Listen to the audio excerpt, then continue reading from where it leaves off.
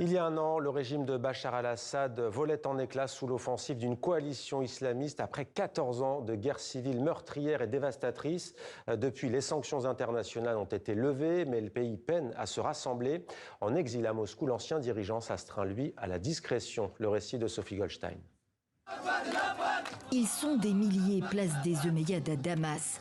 Là où il y a un an, les rebelles islamistes prenaient le pouvoir, faisant fuir le dictateur Bachar.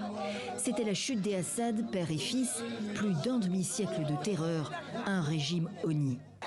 C'est le premier anniversaire de la chute du tyran, le plus grand boucher et meurtrier d'enfants que le monde ait jamais connu.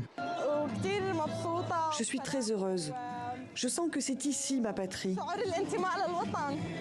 Ce lundi, dans la capitale syrienne où l'armée a défilé, c'est bien le drapeau des insurgés qui flotte, celui d'avant les Assad, vert, blanc, noir. Quelques heures plus tôt, aux premières lueurs du jour, le nouvel homme fort du pays s'est rendu à la mosquée des Omeyyades. En uniforme militaire, il a salué les sacrifices et l'héroïsme des combattants, renouvelant dans un communiqué son appel à l'unité pour bâtir une Syrie forte, stable et souveraine. Exit le djihadiste dont la tête était mise à prix par Washington. Le président de transition Ahmed El-Shara voyage beaucoup depuis un an pour vendre l'image d'une nouvelle Syrie et gagner le soutien international. Il a remporté des victoires diplomatiques.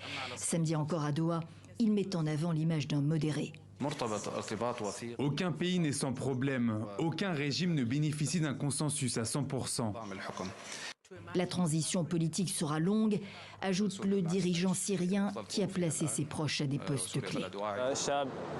La jeunesse commence à voir que nous avons un rôle à jouer dans la construction du pays et que nous devons y contribuer.